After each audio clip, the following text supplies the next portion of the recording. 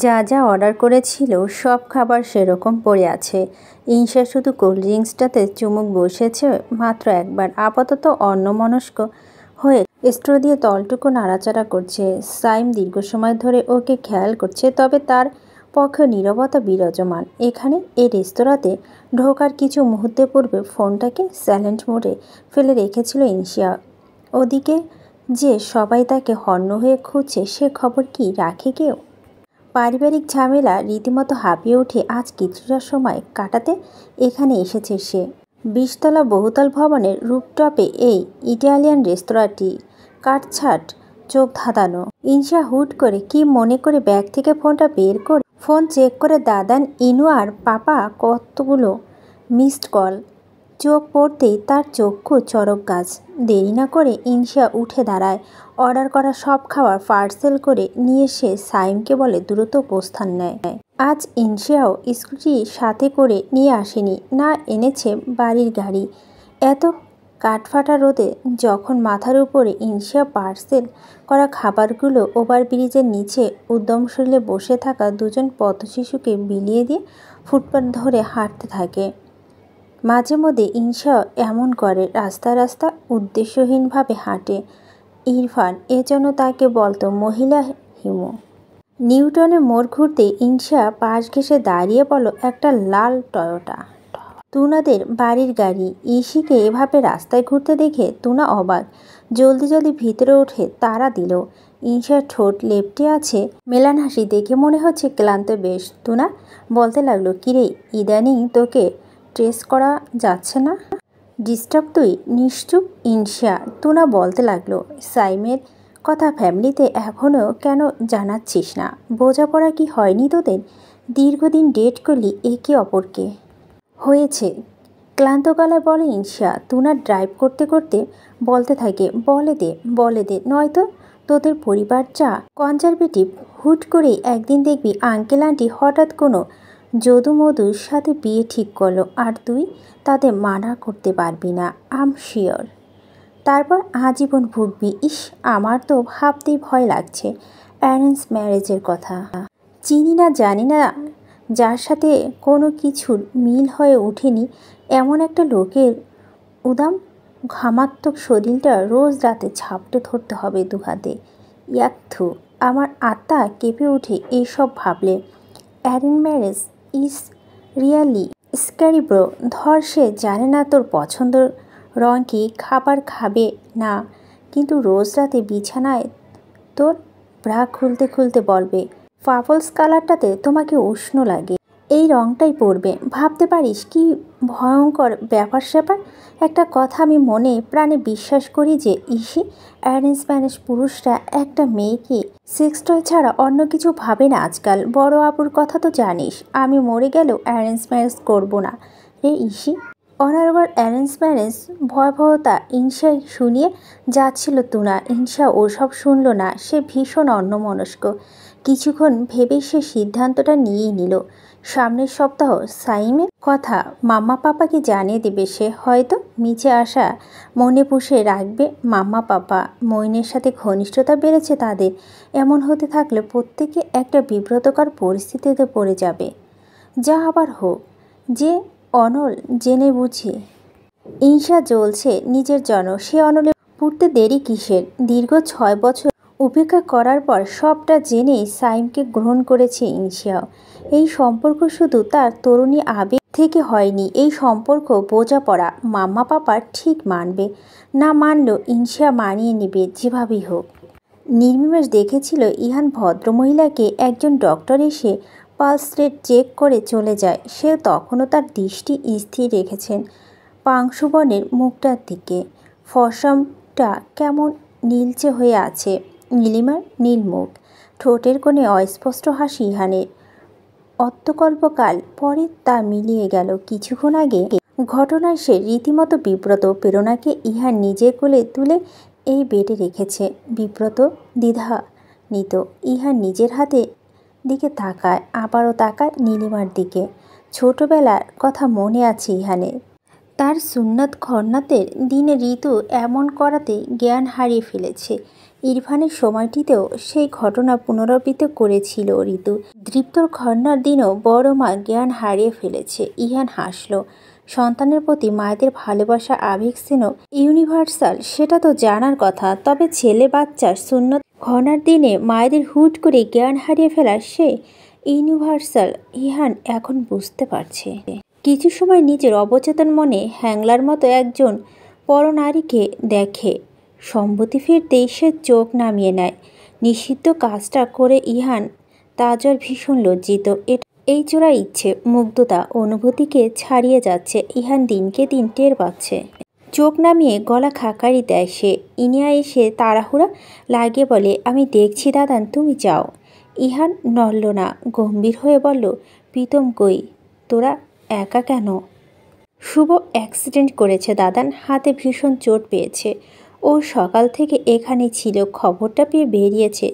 তোমাকে কষ্ট দিলাম দাদান, বিরক্ত হওনি তো?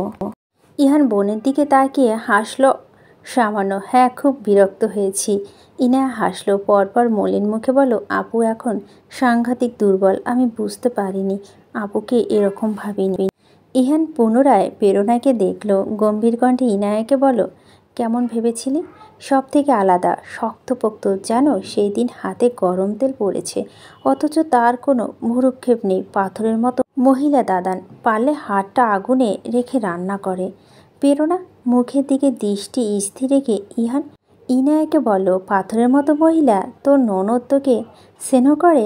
আপু একটু রাগি রাগি, তবে ভীষণ ভীষণ আদর করে আমাকে। রাগি রাগি ঠিক বুঝি না, তবে আপু ডিপ্রেসড থেকে সব সময় এইটুকু বুঝি। শুদ্ধ পনমি রেস্তোরাঁ সব কিছু নিয়ে ডিস্টার্ব থাকে, এইটুকু বুঝি। এজন্য হয়তো কপাল কুঁচকে থাকে সারাক্ষণ। আসলে রাগি না। আমাকে তো কখনো মুখে অন্ধকার করে কিছু বলে না। প্রেরণা নড়ে চড়ে উঠে হঠাৎ আওয়াজ পেয়ে ইহান চুপচাপ মাথা নিচু করে ক্যাবিন থেকে বেরোয়। শুদ্ধকে সোজা করে শুয়ে রাখা হয়েছে। একজন ওয়ার্ড বয় তার মাথার কাছে দাঁড়িয়ে আছে ডাক্তারের নির্দেশনা মতো। আজ রাতটা শুদ্ধকে এখানে, আগামীকাল সকালে সার দিয়ে দেওয়া হবে। শুদ্ধ ইভেন ওয়াসিদ চোখ বড় বড় করে সিলিংয়ের দিকে তাকিয়ে আছে। সে নিঃশ্বাস অবধি নিচ্ছে না। মনে মনে তার মনে হচ্ছে নিঃশ্বাস নিলে নুনু থেকে রক্ত বের হবে। ছেলেটার মুখ শুকিয়ে চিমসে হয়ে আছে, কথাও বলছে না, আম্মার কথাও জানতে চাইছে না। ওয়ার্ড বয় বুঝতে পারছে বাচ্চাটা মারাত্মক ঘাবড়ে আছে এখনও। সে ক্যাবিনে এসি পাওয়ার বাড়িয়ে দিয়ে শুদ্ধকে বলো, তোমার মাম্মা আসবে একটু পর, তোমার পাপাকে ঢেকে দেবো। ওয়ার্ড বয় পূর্ববর্তী শিফট হলো না, সে এসেছে 20 মিনিট আগে। ইহানকে সে মনে মনে ধরে নিয়েছে শুদ্ধর বাবা হিসেবে। অবশ্য অচেনা কেউ প্রাথমিকভাবে এরকমটাই ধারণা করবে। আঙ্কেলটার কথা শুনে শুদ্ধ চোখ বড় বড় করে ফেলে। পাপা? পাপা কে? শুদ্ধর পাপা কিভাবে এলো? ওই এতটুকু মস্তিষ্ক বুঝে উঠতে পারছে না কিছু। এই সাদা পোশাক পরিয়ে তো আঙ্কেলটা এসব কি বলছে? শুদ্ধ কৌতূহল দৃষ্টিতে উপেক্ষা করে। তাকে কিছু বলার সুযোগ না দিয়ে ওয়ার্ড বয় ছুটে বেরোয় কেবিন থেকে। কেবিনের বাইরে তার সামনে বলল ইহান। ওয়ার্ড বয় ব্যস্ত ভঙ্গিতে বলল, আপনার ছেলে আপনাকে দেখতে চাইছে। কাঁদছে বাবুটা। ইহান বোকার মতো তাকিয়ে রয় ওয়ার্ড বয়ের দিকে। নার্সগুলো তাকে কারো হাজব্যান্ড বানিয়ে দিল এখন, কারো রীতিমতো এক লাফে প্রমোশন পেয়ে বাপ হয়ে গেল সে। ওয়ার্ড বয় চলে যায়। ইহান অলসতা করে আর বলল না সে শুদ্ধর বাবা না। এরা বাবা ভেবে বসে থাকলে বা কি।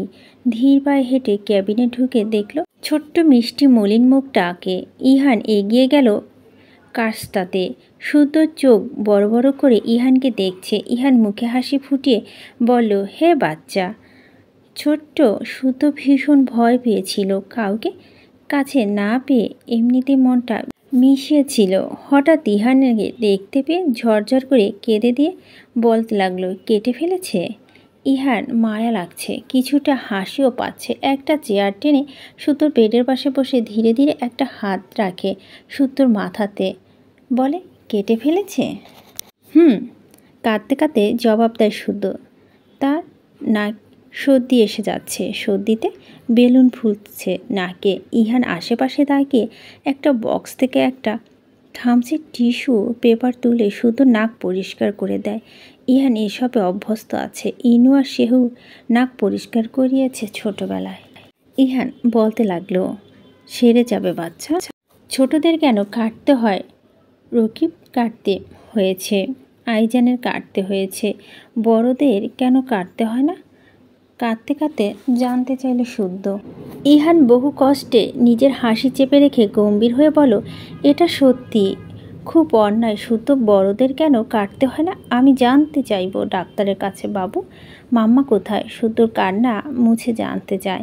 মাম্মা একটু অসুস্থ। তুমি বলো, তুমি কি খাবে? কিছু খেতে ইচ্ছে করছে? পেস্ট্রিট চকলেট? শুদ্ধ খেতে ইচ্ছে করছে, কিন্তু মাম্মা সাব মানা করেছেন বাইরে কারো থেকে কিছু না খেতে, তাই সে কিছু বলছে না। ইহান উঠে দাঁড়ায়, বলে, বলো বাবু, পেস্ট্রি খাবে? মাম্মা বকবে কেন? অবাক ইহান। কোনো আঙ্কেলের থেকে কিছু খাওয়া যাবে না, মাম্মা বলেছে। ইহান হাসলো, বলো, তোমার মাম্মা ম্যানাস।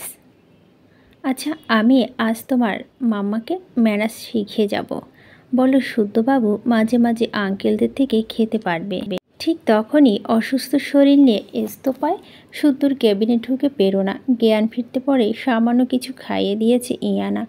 ওই জোরেই এসেছে বেচারি, গিয়ে বসলো শুদ্ধর মাথার কাছে। ইয়ান কেবিনের একপাশে দেওয়ালের দিকে সরে দাঁড়ায়। প্রেরণা শুদ্ধ চোখে মুখে গালে ঠোঁটে অজস্র জুমায় খেতে খেতে আহাজারি করে।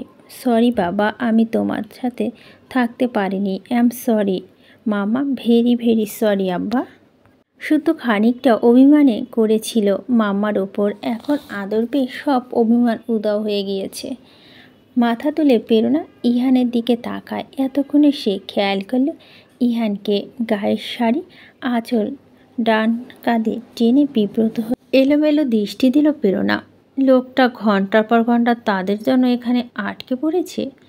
ভীষণ মন ছোট লাগছে প্রেরণার। ভাইয়ের শ্বশুরবাড়ির লোক, তারপর দুদিন আগে এত বড় একটা ঝামেলা হয়েছে। কি না কি মনে করছে লোকটা। সামাজিকতার খাতিরে হয়তো বিরক্ত প্রকাশ করছে না। প্রেরণা শান্ত হলো, নিচু স্বরে বলো, আপনাকে এখানে অযথা ঝামেলা পোহাতে হচ্ছে। এই অবস্থায় এখানে আত্মীয়তা করা বসের সাধ্যটুকু নেই, বুঝতে পারছেন? আপনি বরং এখন বাড়িতে গিয়ে বিশ্রাম করুন, কাল আমাদের বাড়িতে যাবেন। ইনশিয়াকে নিয়ে নিমন্ত্রণ রইল। ইহান কিছু বলল না, শুধু তাকিয়ে তাকিয়ে ভদ্রমহিলাকে দেখছে। ভদ্রমহিলা বহুরূপী সত্তা অধিকারিণী, কখনো মেজাজি, কখনো তেজি, কখনো শীতল, কখনো ছিটকাধুনী, কখনো স্নিগ্ধ। এই এখন কুটুম্বিতা করছে ইহানের সাথে। ভীষণ স্নিগ্ধ লাগছে মহিলাকে, একজন মাকে। ইহান পাঞ্জাবি হাতে গুটিয়ে নিতে নিতে বরফ শীতল গলায় বলল, ধন্যবাদ। আপনি বরং আপাতত একটা কাজ করুন। কি কাজ? আমি শুদ্ধকে কিছু কিনে দিতে চাচ্ছি। আপনার গুড বয়, আপনার শেখানো মানার্স ভোলেনি। ওকে পারমিশন দিন আজ অপরিচিত আঙ্কেল কিনে দেওয়া কিছু খেতে। ভেজা চোখে সামনে হাসলো প্রেরণা। ইহান বাইরে গেল। 1 ঘন্টা পর শুদ্ধ ক্যাবিন ভর্তি হয়ে গেল খাবার আর খেলনায়। হসপিটাল থেকে বিকেল নাগাদ ইহান বাড়িতে ফিরছে। মাথা থেকে ইনশার ব্যাপারটা সরে যায়নি। তাকে চিন্তিত দেখে সবাই এক একটা করে প্রশ্ন করছে, কিন্তু সে নিরুত্তর। লিভিং রুমে আলোকে অ্যাকোয়ারিয়ামের পাশে দাঁড়িয়ে থাকতে দেখে সে থমকে দাঁড়ায়। নিস্তব্ধ বাড়িতে ওই নামগুলোর সাথে সময় কাটাচ্ছে এখন। কত বড় বাড়িটা এক নিমিষেই কেমন ফাঁকা। দোতলা থেকে ফোন হাতে ছুটতে ছুটতে নামে ইনশা। ইহান বোনের দিকে শীতল চোখে তাকিয়ে আছে। ইনশা এসে হাঁপাতে হাঁপাতে ইহানকে বলে, দাদান, ইরফান কল করেছে। ইরফানের নামটা শোনা মাত্র ইলহাম আর ঋতু ব্যতীত বাঘের চারপাশ থেকে ছুটতে ছুটতে আসে। ভিডিও কলে কথা হচ্ছে। ইরফানের নতুন হেয়ার স্টাইল দেখে ইনশা হাসতে হাসতে গড়াগড়ি খাচ্ছে। ইরফান লাজুক হেসে মাথায় হাত বুলাচ্ছে বারবার। পরি উত্তেজিত হয়ে একটার পর একটা প্রশ্ন ছুটছে তাকে। ইরফান এক এক করে সবার প্রশ্নের উত্তর দেয়। তার হাতে সময় 20 মিনিট। ইনশা বলল, কি করেছিলি? ঘাস কাটছিলাম। সবাই তাকিয়ে আছে। ইরফান হেসে বলে, আমি সিরিয়াস। এখানে প্রত্যেক মেম্বারদের কিছু টাস্ক দেওয়া হয়। আজ আমাকে 30 মিনিট গ্রাস কাটা দিয়ে ঘাস কাটতে হয়েছে। কাল ওই প্লেগ্রাউন্ড ফুটবল ম্যাচ হবে। পাগল বনাম মাদকাসক্ত। আমি টিম পাগল, খেলবো মাদকাসক্তের বিপক্ষে। বলতে বলতে হাসলো ইরফান। আলো নরম গলায় বলল, ওখানে খাবার কেমন বাবা? খাবার খুব ভালো, তবে রান্না জঘন্য বড় মা। মামা, রান্না খুব মিস করছি, এখানে খেতে পারছি না কিছু। আমি কোনো দিনও ভালো হব না জানি না। আমি স্বভাব চরিত্র বদলাবে কি না জানি না, তবে সুখে চিমসে হয়ে যাব নির্ঘাত। ইরফানের কথা শুনে সবার মুখটা মলিন হয়ে যায়। ঋতু সব কিছু শুনছিল, তবুও সে উঠল না। ইলহামও তাই চুপচাপ বসে আছে অদূরে। ইরফান ইহানকে ডাকলো, দাদান। দাদান, ক্লাসের পরের সময় কাটা না এখানে? মুভি টুবি বরাবর কিনস লাগে জানো তো, বইটাই আমার দ্বারা পড়া হয় না। কাইন্ডলি একটু আমার গিটারটা দিয়ে যাবে? সাইফোকেটিং লাগে দাদান। ইহান ভাইয়ের দিকে কিছুক্ষণ তাকিয়ে থাকলো। এত বড় ভাইটাকে কিছুখানি বালক লাগছে যে বায়না করছে। ইহান একটা লম্বা শ্বাস ফেলে বলল, আর কি লাগবে? আর কিচ্ছু না, ঠিক আছে দিয়ে আসবো। 20 মিনিট 13 মিনিট কেটে গিয়েছে। ইনশা তাড়াহুড়া করে ইরফানকে বলল, আমাদের সবার সাথে তো কথা বললি, একটু ইনুর সাথে বলবি না? মেয়েটা চেয়েছে তোর সাথে কথা বলতে। বলবো। আচ্ছা, সেও কি তোদের সাথে যোগাযোগ করেছে? ও এমন করছে কেন? ওর পরীক্ষা। শান্ত বাবা বলল, বইয়ে মুখ গুজে রাখে নাকি সারাদিন। বলে দিয়েছে কেউ জানি ওকে বিরক্ত না করে। ইরফান আর কথা বাড়ালো না। কলটা কেটে তাড়াহুড়ো করে ইয়ানাকে কল দেয়। তার হাতে আর 5 মিনিট। ইয়ানা প্রীতমের কাঁধে মাথা রেখে বসেছিল হসপিটালে ওয়েটিং রুমে। প্রীতম একটু আগেই শুভর কাছ থেকে ফিরেছে। স্ক্রিনে হোফে অফিসিয়াল নাম্বারটা দেখতে পেয়ে তরাক করে লাফে ওঠে সে। প্রীতমও দেখল আর বুঝলো সব। ইয়ানাকে একা রেখে প্রীতম ওখান থেকে উঠে চলে যায় শুদ্ধ আর প্রেরণার কাছে। ইয়ানা দ্রুত কলটা রিসিভ করে। চোখের সামনে দাদানের মুখটা দেখে আপ্লুত হয়ে পড়ে ইয়ানা। কেমন অন্যরকম লাগছে, তবু কত সুন্দর লাগছে দাদানকে। ইরফান হেসে বলো, তোর হাজবেন্ড কই? দিলেও আমার কলটা রিসিভ করতে? ইয়ানা কান্না মিশ্রিত কণ্ঠে বলো, দিল। গ্রেট, মহান তোর হাজবেন্ড। আমি হলে দিতাম না, ট্রাস্ট মি। ভাইয়ের বোনের সর্বোচ্চ 3 মিনিট সময় পেল কথা বলা। তারপর ইয়ানা কাঁদতে রেখে কলটা কাটলো ইরফান।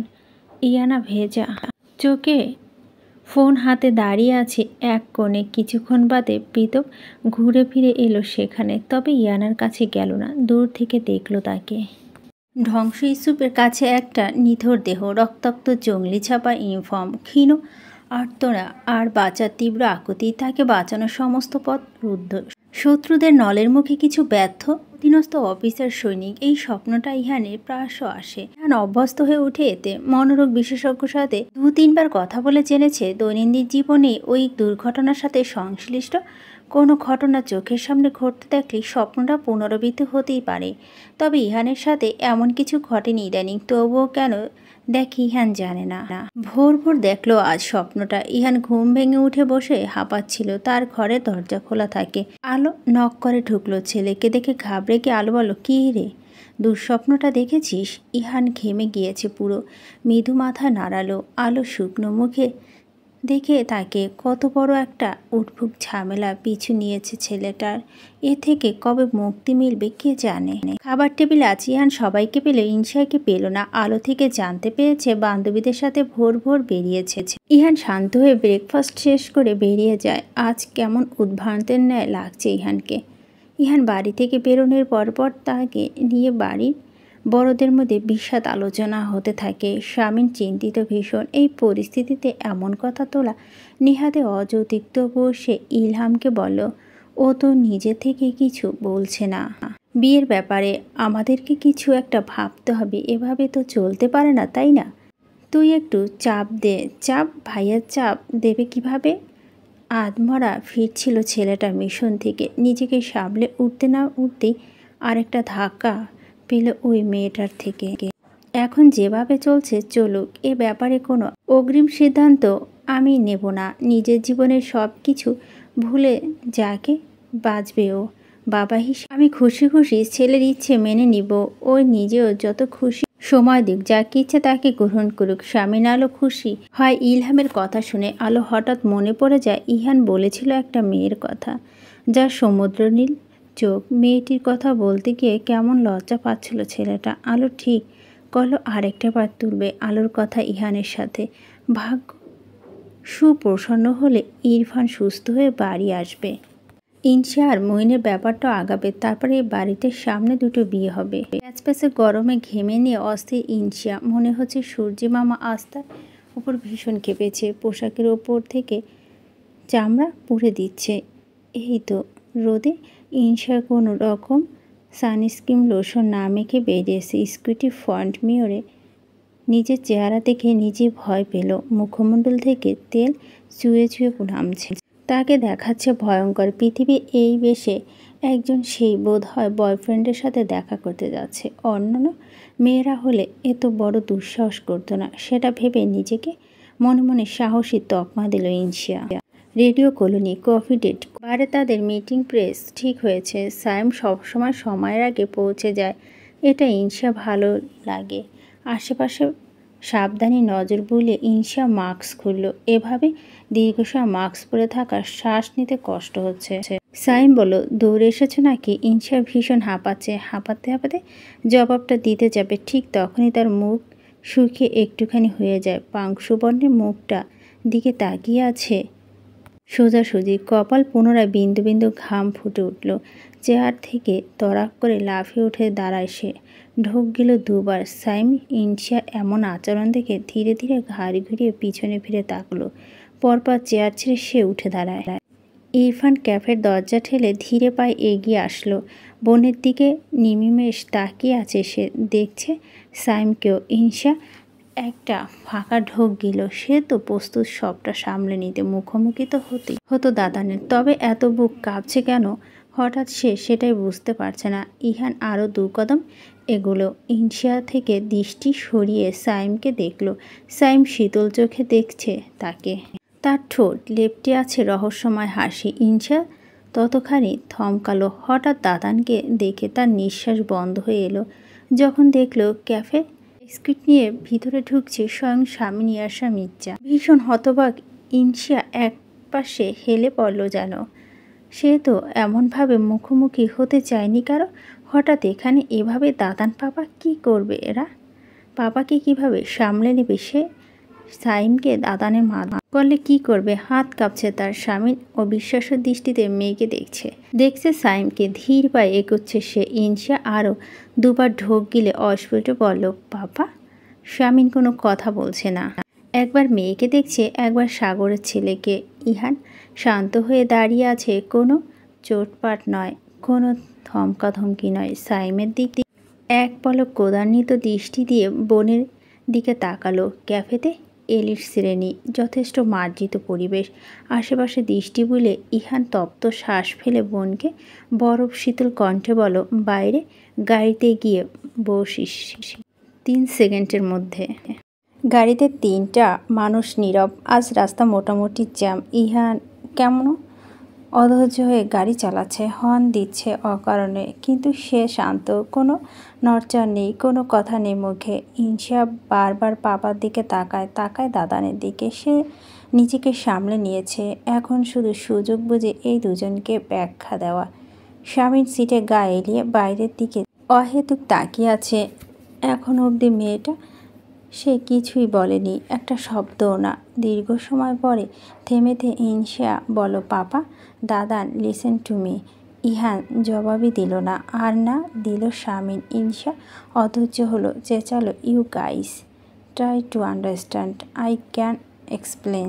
গাড়ি ততক্ষণে শান্তিনের গেটে গিয়ে ভেতরে ঢুকলো। ইহান ধীরে ধীরে নয়, হুট করে ব্রেক কষলো। ইনশার দিকে তাকিয়ে বরফ শীতল কণ্ঠে বলো, trust me easy, you Kant.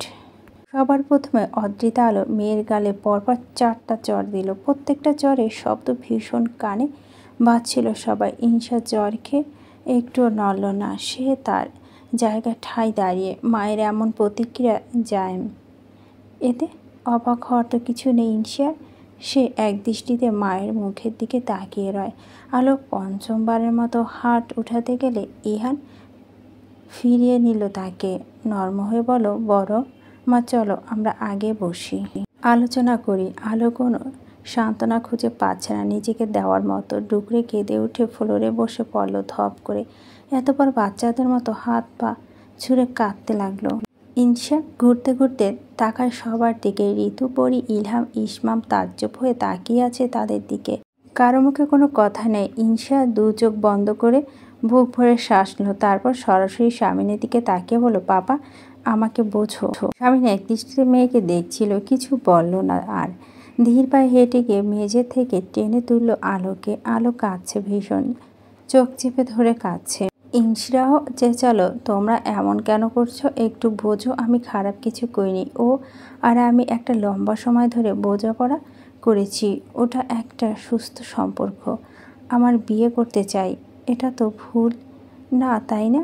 Ihan দাঁতে দাঁত চেপে বোনের দিকে এগিয়ে গেল। ভীষণ মেজাজি লাগলো তাকে।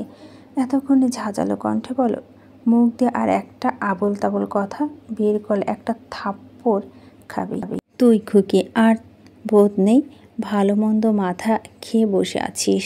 এটা তোর আবেগের বয়স না, এটা আমার আবেগের বয়স না। আর আমি আবেগের বসে কোনো সিদ্ধান্ত নিইনি। আমি প্রাপ্তবয়স্ক, বুঝে শুনে পা বাড়িয়েছি। স্বামী নিস্তেজ হয়ে মেয়ের কথা শুনছিল। এই কথাটা পরে এসে ম্লান হেসে মেয়েকে বলল, জি আম্মা, আপনি প্রাপ্তবয়স্ক। স্বাধীন চেতনা, স্বাধীনতার 16 আনা ব্যবহার করার জন্য ধন্যবাদ। তবে এটা উচিত হয়নি আম্মা। ভীষণ দুর্লভ কণ্ঠে স্বামীন বলল মেয়েকে। ইসমাম ইনশাকে বলল, ও তো ভূয়ার ছেলে, তুই কি জানিস না ওদের জন্য তোর মা কত ভুগেছে, তোর বাবা কত ভুগেছে? ওরা তো কেউটে। তুই এত বোকা কিভাবে হলি? বুঝে শুনে যদি পা বাড়াস তবে তো তোর বোঝা উচিত ছিল ওদের সাথে আমাদের যায় না। ইনশা ইসমামের দিকে তাকিয়ে বলো, ছোট বাবা যা করেছি ওর বাবা চাচা করেছে, সাইম কিছু করেছে। সংসারটা তো আমার আর সাইমের হবে। ছোট বাবা ওনাদের নিয়ে এত ভাবছো কেন? বিয়ে করে আমরা অ্যাড্রপ হয়ে যাব, পুরো কাসন্দি ঘেটে করবোটা কি, যেখানে আমরা অলরেডি সাইমের সাথে যথেষ্ট ভালো বোঝাপড়া হয়েছে। একসাথে সারা জীবন কাটাতে পারবো সুস্থভাবে দুজন। আলো স্বামীর থেকে নিজে ছাড়িয়ে নিয়ে তেড়ে গেল মেয়ের দিকে। বিয়ে সে আর এ জন্মে হচ্ছে না জীবিত থাকতে। অসভ্য ফালতু মেয়ে একটা, মুখের ওপর যুক্তি ছাড়ছে। তোর যুক্তি বেটে, তোকে খাওয়াবো আমি। বেহাইয়া মেয়ে, ইনুকে সবাই মাথা মোটা বলে। আরে ও তো যোগ্যতা আছে একটা ভালো পরিবারের ছেলেকে পছন্দ করার, তোর তো সেটাও নেই। তোর রুচি ছি, জঘন্য। ইরফানকে আমরা অসুস্থ বলি, ওর রাগের মাথায় নিজের পায়ে নিজে কুড়াল মারে বলে। আর তুই কি? তুই তো নাচতে নাচতে কোপ খেতে যাচ্ছিস। স্বামীন আলোকে আবারও টেনে ধরল। ইনশা বলে ওঠে, আমার রুচি জঘন্য না ভালো সেটা তো বিষয় না মাম্মা, বিষয় হচ্ছে এই রুচি দিয়ে পছন্দ করার লোকটি একটা গোটা জীবন আমি সুস্থ একটা সম্পর্কে থাকতে পারবো কি না।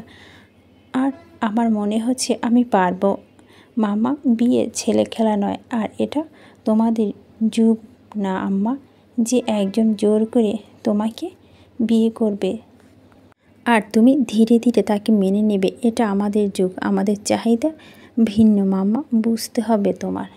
স্বামীন আলো হতভম্ব হয়ে মেয়ের মুখের দিকে তাকিয়ে আছে।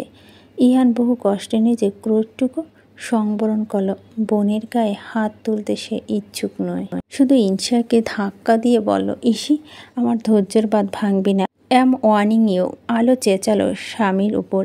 এই নরম কোনো কাটছে ওর সাথে নরম কেন কাটছে?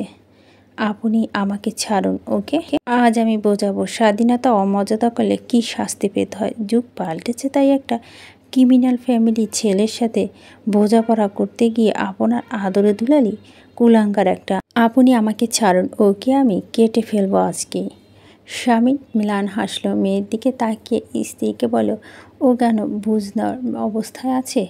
তোমার মনে হয় আছিয়া ও প্রত্যেকটা কথা শুনছে না? ইহান একটা লম্বা শ্বাস ফেলে ইনশাকে বলো, আমার দিকে তাকা। ইনশা তাকালো ভাইয়ের দিকে। ইহান দাঁতে দাঁত চেপে ধীরভাবে বলতে লাগলো, তুই একটা বেয়াদব ছাড়া আর কিছুই না। তোকে আমার কিছুই বলার নেই। তবে শুনে রাখ, আমি ইহান তাজর মির্জা। তোর ওই ছেলেকে বিয়ে করতে হলে আমাকে টেক্কা দিয়ে করতে হবে। শুনেছিস তুই? ঢুকেছে মাথায়?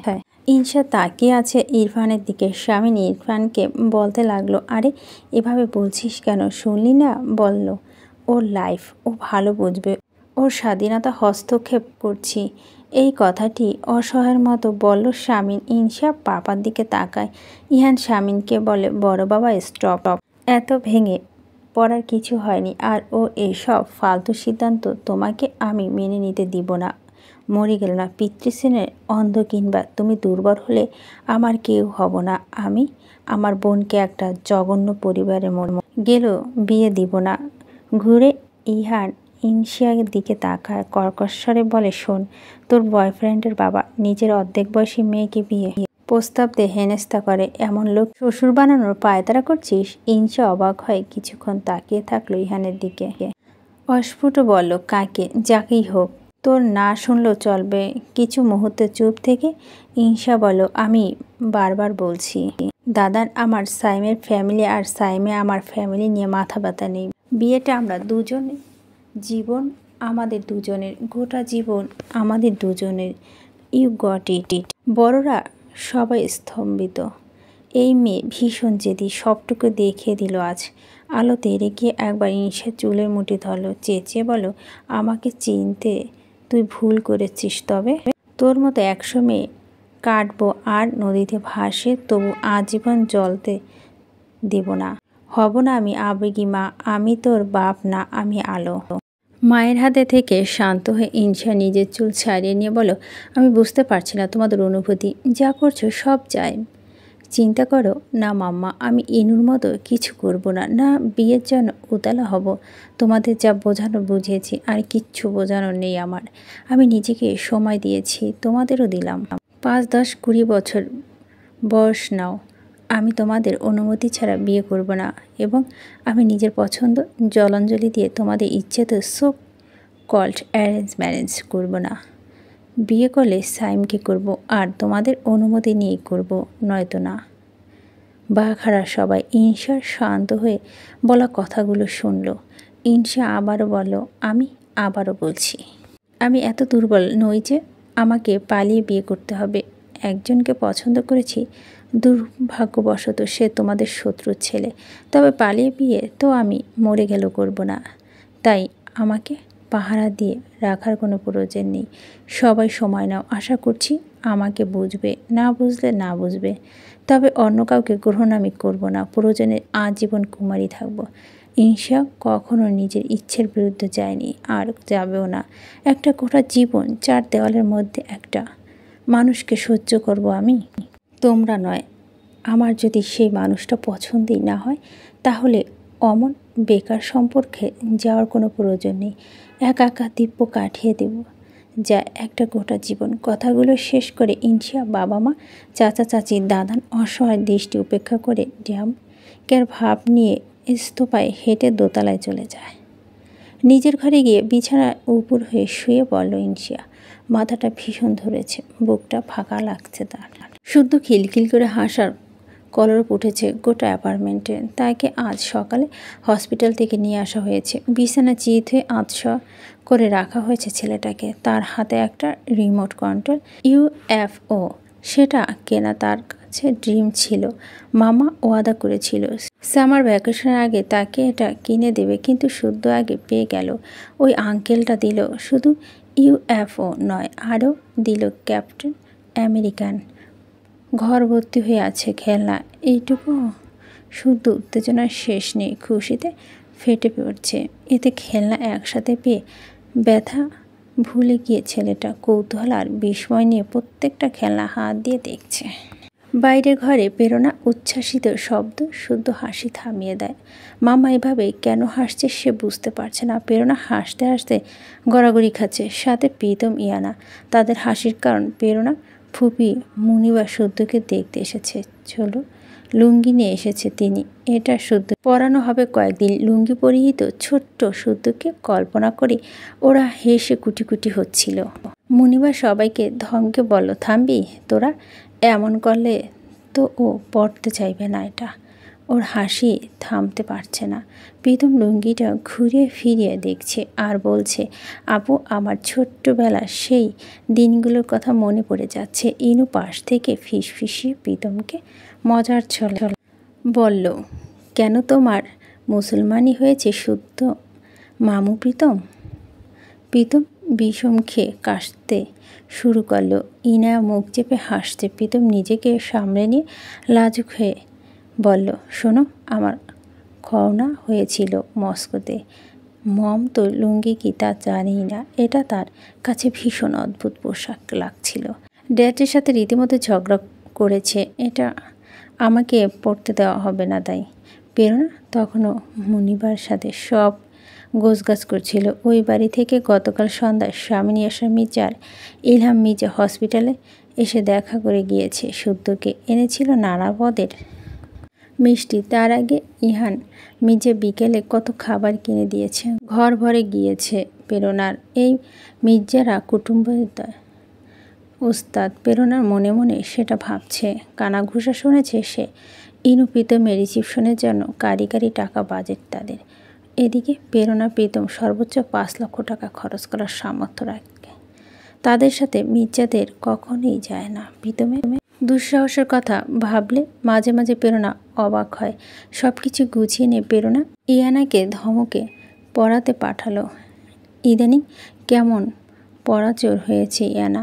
এত সাপোর্ট দেওয়ার পরেও না পড়তে পারলেও যেন বাঁচে ইসমাম মির্জার সামনে। প্রীতম প্রেরণা নাক কাটাবে এই মেয়ে নির্ঘাত।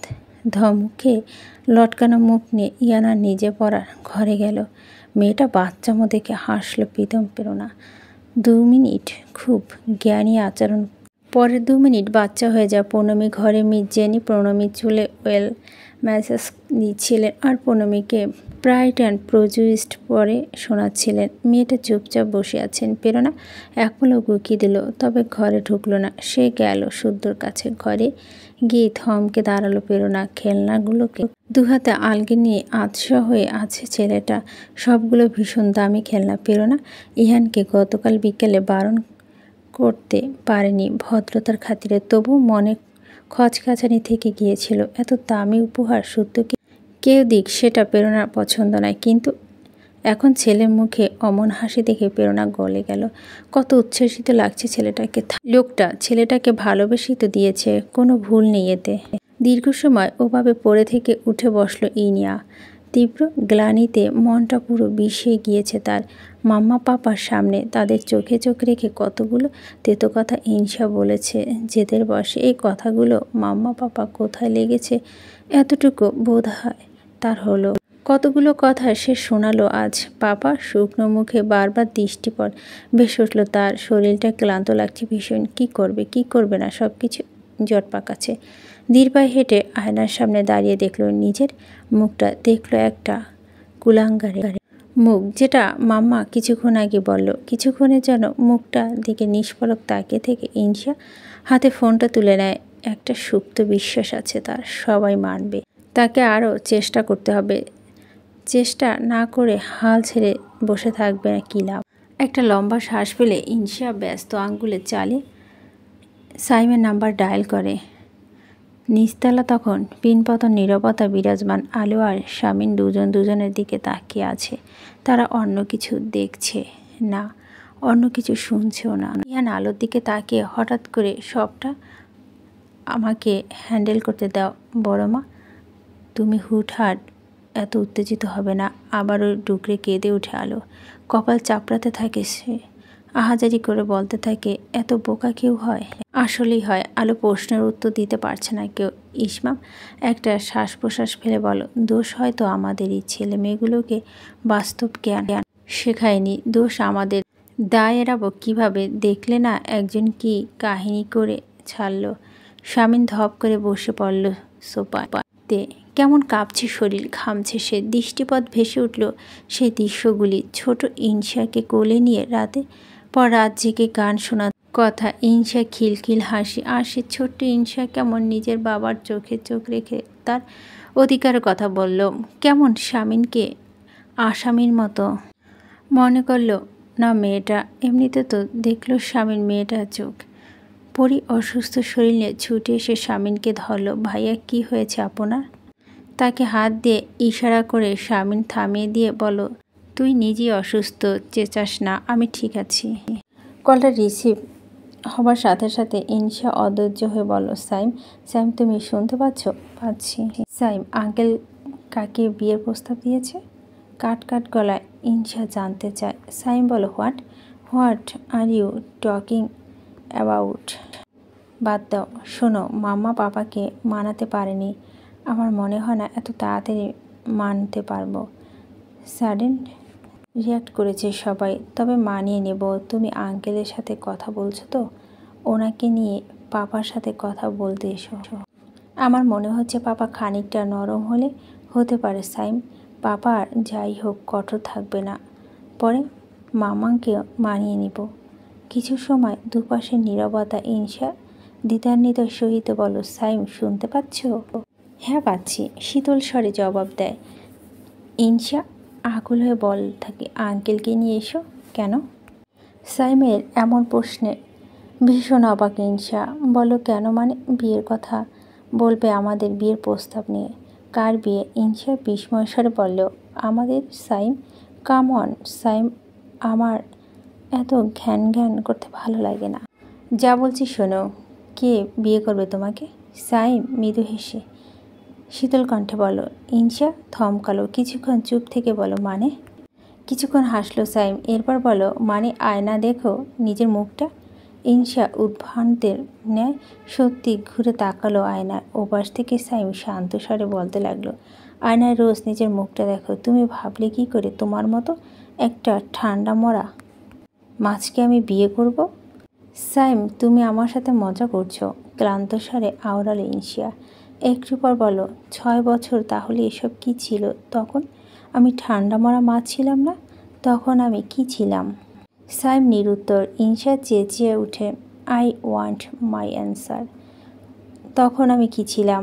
জ্বরটা কেন মেরেছিলে? ইনসা দ্বিতীয়বারের মতো থমকায়।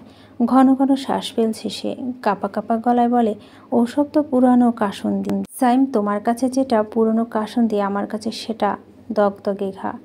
সেটা এখনও শুকায়নি। ইনসা বোকার মতো এলোমেলো দৃষ্টি দিল, অস্ফুট বিড়বিড়ালো, কাম অন সাইম, এসব প্যাং তাই না? সাইম, আমি অলরেডি মাম্মা পাপার সাথে আমার সম্পর্কে চিট ধরেছিল। আমাদের ছোট করে দিও না সাইম, এটা অনেক বড় শোধ হয়ে যাচ্ছে একটা জ্বরের। সাইম হাসলো, বলে, ওয়াও ইগোইস্টিক। ইসি বিয়ের জন্য বয়ফ্রেন্ডের কাছে আকুল হয়ে গিরগিরাচ্ছে, এতে ইসির আত্মসম্মানে আঘাত লাগছে না?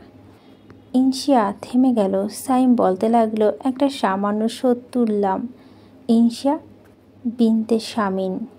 আমাকে লাঞ্ছনা করেছিলে অনেক মানুষের সামনে, আমি কেবলমাত্র তোমাকে তোমার পরিবারের কাছে ছোট করলাম। কি ক্ষতি হয়েছে তোমার? আর কি ক্ষতি হয়েছে? I left you virgin, isn't it enough? কিচ্ছু ক্ষতি করিনি। কথাটা শুনে দু চোখ বন্ধ করে ফেলে ইনসিয়া। সাইম খুব ঠান্ডা স্বরে বলে, বিয়ে হয় ভালোবাসা থাকলে, সেটা কখনো হয়নি। Good bye. কল কাটলে বিশ্বাস করতে পারছিল না ইনসিয়া, তখনও বিড়বিড়াচ্ছিল, সাইম ছোট করো না আমাকে সাইম।